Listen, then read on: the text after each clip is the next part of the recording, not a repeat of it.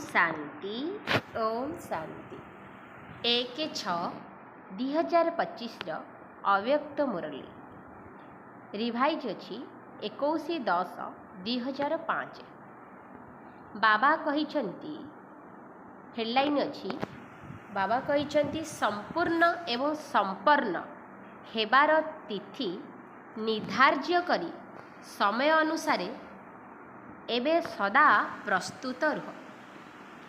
आज बाप दादा चारिआडर पिलामानंकर तीनोटी रूपकू देखुछंती। जेपरी बाबांकर विशेष करी तीनोटी संबंध स्मृति रे रहुछि सेहीपरि पिलामानंकर मध्य तीनोटी रूपकू देखि बाप दादा हर्षित हेउछंती। तेबे निजर तीनोटी जाक रूपकू तो जानिछ ना। एही समय रे सबु पिला ब्राह्मण रूप रे अछंती एवं ब्राह्मण जीवनर शेष अवस्था ब्राह्मण तथा फरिस्ता अटे एवं फरिस्तारू पुणी देवता हेबा। तेबे सबुठारू विशेष हेला वर्तमानर ब्राह्मण जीवन। ब्राह्मण जीवन अमूल्य अटे। ब्राह्मण जीवनर विशेषता हेला पवित्रता एवं पवित्रता ही ब्राह्मण जीवनर रियलिटी अर्थात वास्तविकता अटे। पवित्रता ही ब्राह्मण जीवनर व्यक्तित्व अटे। पवित्रता ही सुख शांतिर जननी। जीवन रे पवित्रता जेतिकी थिबो सेही अनुसारे सुख एवं शांति मध्य जीवन रे स्वाभाविक भाव रे रहिथिबो एवं स्वभाव रे मध्य परिणत होइथिबो। एवं पवित्र आत्मा मानकर लक्ष्य ब्राह्मणरू देवता नुहे, प्रथमे फरिस्ता हेबार अछि, तापरे फरिस्तारू देवता। तेबे ब्राह्मणरू फरिस्ता एवं फरिस्तारू देवता एही तीनोटी रूप बाप दादा सबु पिलांकर देखुछंती। एबे तुम समस्तक सम्मुखकू निजर एही तीनोटी रूप आसीगला तो आसीगला। ब्राह्मण तो होई जाइछ, एबे लक्ष्य रहिछि फरिस्ता हेबार। एही लक्ष्य रखिछ ना। फरिस्ता हेबाकू ही पड़िबो। चेक कर फरिस्ता पणियार विशेषता गुड़िक जीवन रे केते परिमाण रे देखा जाउछि। फरिस्ता अर्थात जହାର पुरुणा संस्कार तथा पुरुणा संसार सहित कौनसी संबंध नथिबो। फरिस्ता अर्थात केवल समस्या आसीबा समय रे डबल लाइट हेउथिबो ता नुहे, किंतु सर्वदा मन वचन कर्म संबंध संपर्क रे डबल लाइट अर्थात हल्का। तेबे हालुका जिनिस भल लागे ना, बोझवाला जिनिस भल लागे? कौन भल लागे? हालुका पसंद अटे ना। फरिस्ता अर्थात जी समस्तंकर अटे, अल्प किछि जनकर नुहे, समस्तंकर प्रिय मध्य होइथिबो एवं नियारा मध्य होइथिबो। केवल प्रिय नुहे, जेतिकी प्रिय सेतिकी नियारा मध्य होइथिबो। फरिस्तार लक्षण हेला से समस्तंकर प्रिय होइथिबो। जिए भी देखिबे सीए भी मिसिबे, जिए भी संबंध रे आसीबे, संबंध संपर्क रे आसीबे, सेमाने अनुभव करिवे जे ये मोर अटंती। जेपरि बाबांक पाई समस्ते अनुभव करुछंती बाबा मोर अटंती, अनुभव करुछंती ना। सेही भली फरिस्ता अर्थात समस्ते अनुभव करिवे जे ये मोर अति निजर अटंती। निजर पणियार अनुभव हेउ काहींकि ना हालुका होइथिबो ना। तेणु हालुका पणिया समस्तंकर प्रिय करि देइथाय। सारा ब्राह्मण परिवार अनुभव करंतु जे ये मोर निजर अटंती। केबे भी भारी पणिया देखा जिबा उचित नुहे, काहींकि ना फरिस्तार अर्थ हेला डबल लाइट। फरिस्ता अर्थात संकल्प, वाणी, कर्म एवं संबंध ସମ୍ପର୍କରେ ବେହଦ ଅର୍ଥାତ୍ ଉଦାରମନା ହୋଇଥିବ। ହଦ ଅର୍ଥାତ୍ ସଂକୀର୍ଣ୍ଣତା ନଥିବ। ସମସ୍ତେ ମୋର ନିଜର ଏବଂ ମୁଁ ସମସ୍ତଙ୍କର ନିଜର। ଯେଉଁଠି ଅଧିକ ନିଜର ପଣିଆ ରହିଥାଏ ସେଠାରେ ହାଲକା ପଣିଆ ମଧ୍ୟ ରହିଥାଏ। ସଂସ୍କାରରେ ମଧ୍ୟ ହାଲକା ପଣିଆ। ତେବେ ଚେକ୍ କର କେତେ ପରିମାଣରେ ଫରିସ୍ତା ସ୍ଥିତି ପର୍ଯ୍ୟନ୍ତ ପହଞ୍ଚିଲିଣି। ଚେକ୍ କରିବା ତ ଜଣା ଅଛି ନା? ଚେକର ମଧ୍ୟ ହୋଇଯାଇଛ। ମେକର ଅର୍ଥାତ୍ ନିଜର ନିର୍ମାତା ମଧ୍ୟ ହୋଇଯାଇଛ। ତେଣୁ ଅଭିନନ୍ଦନ।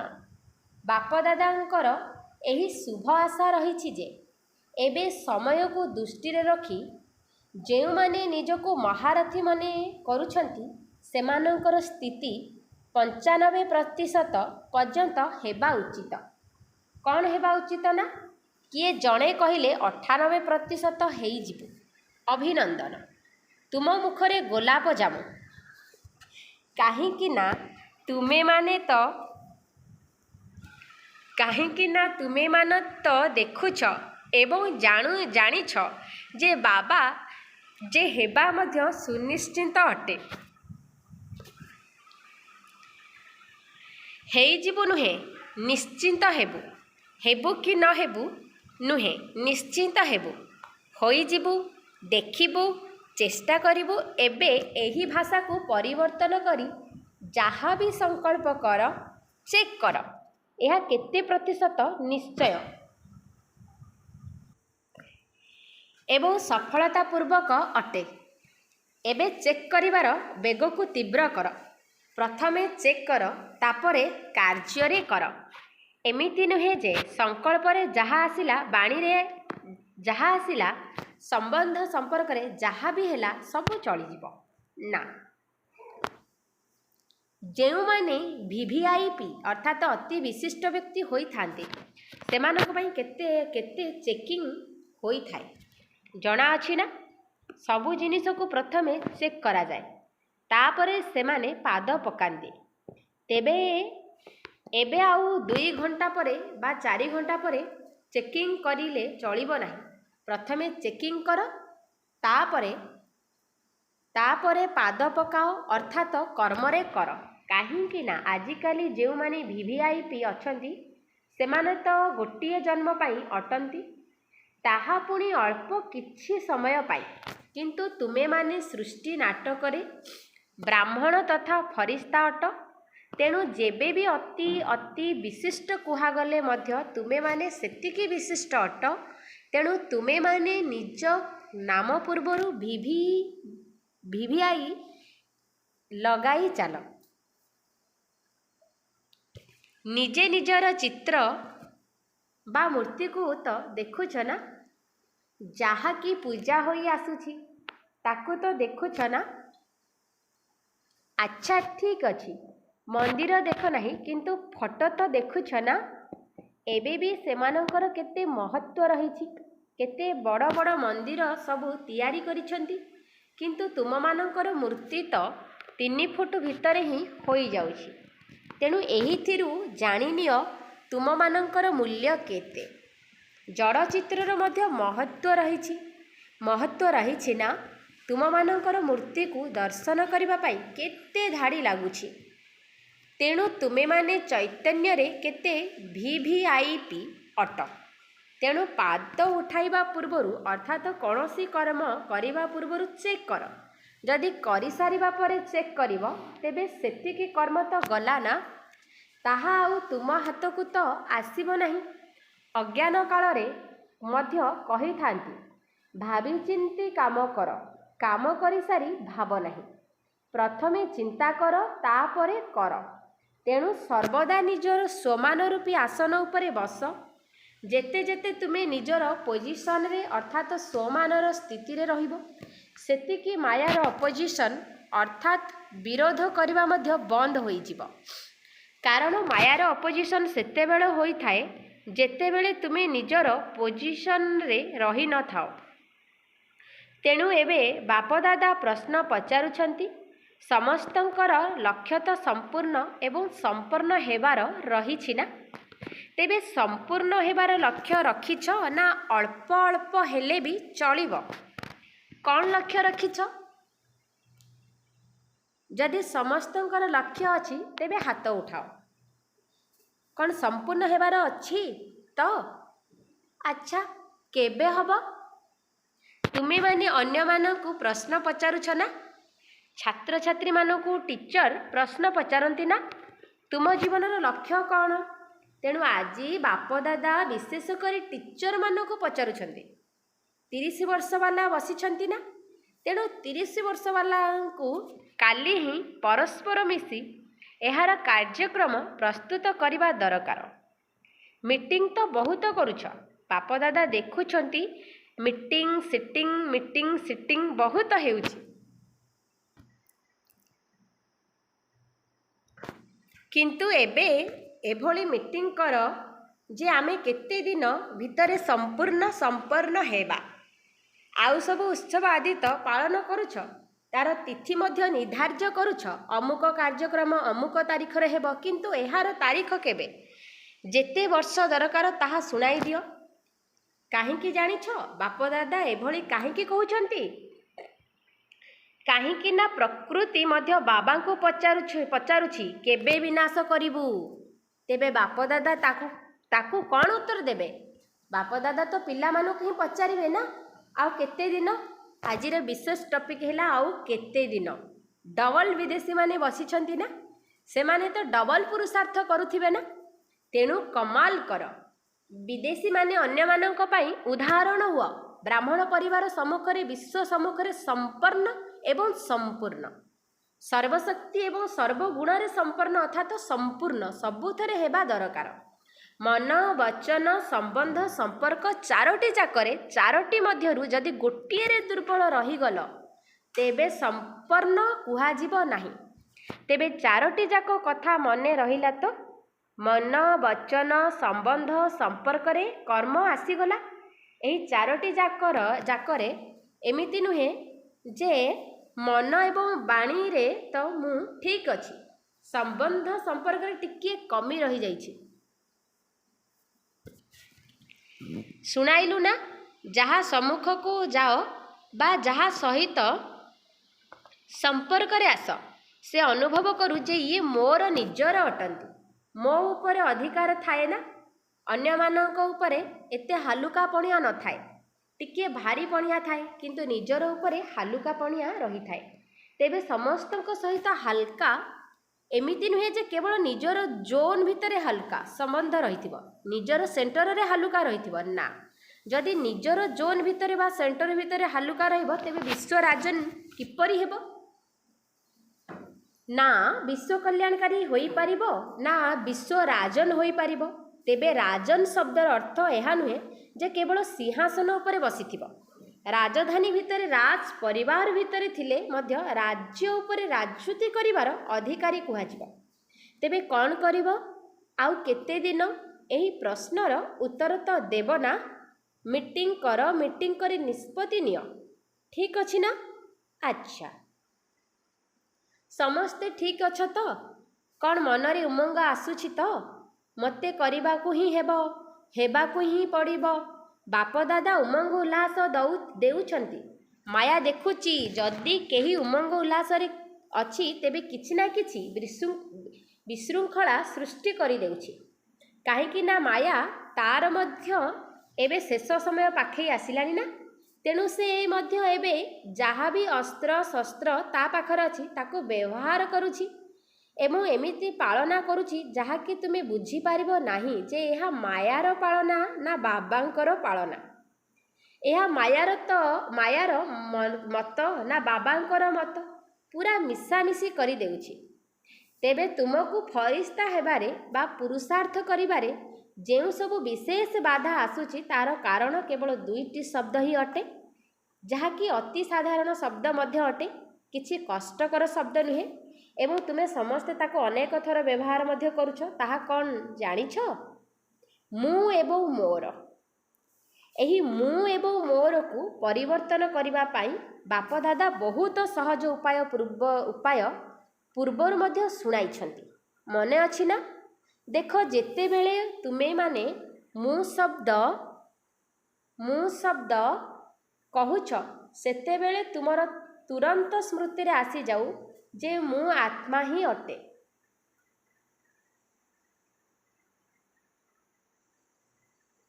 ମୁଁ ଶବ୍ଦ କହିବା ମାତ୍ରକେ ସମ୍ମୁଖରେ ଆତ୍ମାର ରୂପ ଆସିଯାଉ। ମୁଁ ଶବ୍ଦକୁ ଏଭଳି କୁହ ନାହିଁ ଯେ ମୁଁ ଆତ୍ମା। ଏହା ସ୍ୱାଭାବିକ ଭାବରେ ସ୍ମୃତିରେ ଆସୁ। ମୁଁ ଶବ୍ଦ ସହିତ ଆତ୍ମାକୁ ଯୋଡ଼ି ଦିଅ ମୁଁ ଆତ୍ମା। ଯେତେବେଳେ ମୋର ଶବ୍ଦ କହୁଛ, ତେବେ ପ୍ରଥମେ କୁହ ମୋର ବାବା, ରୁମାଲ, ମୋର ଶାଢ଼ୀ, ମୋର ଏହିସବୁ। କିନ୍ତୁ ପ୍ରଥମେ ମୋର ବାବା। ମୋର ଶବ୍ଦ କହିବା ମାତ୍ରକେ ବାବା ସମ୍ମୁଖକୁ ଆସିଯାଆନ୍ତୁ। ମୁଁ ଶବ୍ଦ କହିବା ମାତ୍ରକେ ଆତ୍ମା ସମ୍ମୁଖକୁ ଆସିଯାଉ। ଏହାକୁ ସ୍ୱାଭାବିକ କରିଦିଅ ଏବଂ ଏହା ତୁମର ସ୍ୱଭାବରେ ପରିଣତ ହୋଇଯାଉ। କ'ଣ ସହଜ ଅଟେ ନା ମୁସ୍କିଲ ଅଟେ? ଜାଣିଛ ତ? ମୁଁ ଆତ୍ମା ଅଟେ କେବଳ ସେହି ସମୟରେ ମାନିପାରୁନାହଁ। ଜାଣିବାରେ 100%, କିନ୍ତୁ ମାନିବାରେ ଶତକଡ଼ାରେ କ୍ରମାନ୍ୱୟରେ ଆସିଯାଉଛି। ଯେବେ କି ଦେହ ଅଭିମାନ ସ୍ୱାଭାବିକ ହୋଇଯାଇଛି, ତାକୁ କ'ଣ ମନେ ପକାଇବାକୁ ପଡ଼ୁଛି କି? ମୁଁ ଦେହ ଅଟେ ସ୍ୱାଭାବିକ ସ୍ମୃତିରେ ରହିଛି ନା? ତେଣୁ ମୁଁ ଶବ୍ଦ ମୁଖକୁ ଆସିବା ପୂର୍ବରୁ ତ ସଂକଳ୍ପରେ ଆସୁଛି ନା? ତେବେ ସଂକଳ୍ପରେ ବି ଯଦି ମୁଁ ଶବ୍ଦ ଆସୁଛି, ତେବେ ତୁରନ୍ତ ଆତ୍ମାର ସ୍ୱରୂପ ସମ୍ମୁଖକୁ ଆସିଯାଉ। କ'ଣ ଏହି ଅଭ୍ୟାସ କରିବା ସହଜ ନୁହେଁ କି? କେବଳ ମୁଁ ଶବ୍ଦ କୁହ ନାହିଁ, ଆତ୍ମା ଶବ୍ଦ ମଧ୍ୟ ତା ସାଥିରେ କୁହ। ତେବେ ଏହା ପକ୍କା ହୋଇଯିବ। ଯେପରି ଶରୀରର ନାମ ପକ୍କା ଅଟେ ନା? ଅନ୍ୟ କାହାକୁ ଯଦି କେହି ଡାକୁଥିବ, ତେବେ କ'ଣ ତୁମେ ଉତ୍ତର ଦେବ କି? ତେଣୁ ମୁଁ ଆତ୍ମା ଅଟେ। ଆତ୍ମାର ସଂସାର ବାପ ଦାଦା ଅଟନ୍ତି। ଆତ୍ମାର ସଂସ୍କାର ହେଲା ବ୍ରାହ୍ମଣରୁ ଫରିସ୍ତା, ଫରିସ୍ତାରୁ ଦେବତା। ତେଣୁ ଏବେ କ'ଣ କରିବ? ଏହିଭଳି ମନର ଡ୍ରିଲ୍ କରିବ। ଆଜିକାଲି ଡାକ୍ତରମାନେ ମଧ୍ୟ କହୁଛନ୍ତି ଡ୍ରିଲ୍ କର, ବ୍ୟାୟାମ କର। ତେବେ ଏହି ବ୍ୟାୟାମ କର ଯେ ମୁଁ ଆତ୍ମା, ମୋର ବାବା। କାହିଁକି ନା ସମୟର ଗତିକୁ ଡ୍ରାମା ଅନୁସାରେ ଧିମା କରିବାକୁ ପଡ଼ୁଛି। ଏମିତି ତ ରଚୟିତା ହିଁ ତୀବ୍ରବେଗୀ ହେବା ଉଚିତ। ରଚନା ନୁହେଁ, କିନ୍ତୁ ବର୍ତ୍ତମାନର ସ୍ଥିତି ଅନୁସାରେ ସମୟ ଅର୍ଥାତ୍ ତୁମର ରଚନା ତୀବ୍ର ବେଗରେ ଗତି କରୁଛି। ପ୍ରକୃତି ସଦା ପ୍ରସ୍ତୁତ ହୋଇ ରହିଛି, କେବଳ ନିର୍ଦ୍ଦେଶ ପାଇବା ପାଇଁ ଅଟକିଛି। ଡ୍ରାମାର ସମୟ ହିଁ ତାକୁ ନିର୍ଦ୍ଦେଶ ଦେବ ନା? ସ୍ଥାପନା କରିବା ବାଲା ଯଦି ପ୍ରସ୍ତୁତ ନଥିବେ, ତେବେ ବିନାଶ ପରେ କ'ଣ ପ୍ରଳୟ ହେବ? କ'ଣ ପ୍ରଳୟ ହେବାର ଅଛି କି? ନା, ବିନାଶ ପରେ ସ୍ଥାପନା ନିଶ୍ଚିନ୍ତ ହେବ। ତେଣୁ ସ୍ଥାପନାର ନିମିତ୍ତ ହୋଇଥିବା ପିଲାମାନଙ୍କୁ ଏବେ ସମୟ ଅନୁସାରେ ସଦା ପ୍ରସ୍ତୁତ ରହିବା ଦରକାର। ବାପଦାଦା ମଧ୍ୟ ଏହି କଥା ଦେଖିବାକୁ ଚାହୁଁଛନ୍ତି ଯେ ବ୍ରହ୍ମା ବାବା ଯେପରି ଅର୍ଜୁନ ଅର୍ଥାତ୍ ପ୍ରଥମ ନମ୍ବର ହୋଇଗଲେ ନା, ସମସ୍ତଙ୍କ ପାଇଁ ଦୃଷ୍ଟାନ୍ତ ହୋଇଗଲେ ନା, ସେହିଭଳି ବ୍ରହ୍ମା ବାବାଙ୍କୁ ଅନୁକରଣ କରିବା ବାଲା କିଏ ହେଉଛି? ନିଜକୁ ମଧ୍ୟ ଦେଖ, ସମୟକୁ ମଧ୍ୟ ଦେଖ। ବାପଦାଦା ପୂର୍ବରୁ ମଧ୍ୟ କହିଛନ୍ତି, ବର୍ତ୍ତମାନ ସମୟରେ ତୁମେ ସମସ୍ତେ ବ୍ରାହ୍ମଣ ତଥା ଫରିସ୍ତା ଆତ୍ମାମାନଙ୍କୁ ନିମିତ୍ତ ଭାବ ଏବଂ ନିର୍ମାଣ ଭାବ, ଏହି ଦୁଇଟି ଶବ୍ଦ ଉପରେ ବିଶେଷ ଗୁରୁତ୍ୱ ଦେବାକୁ ହେବ।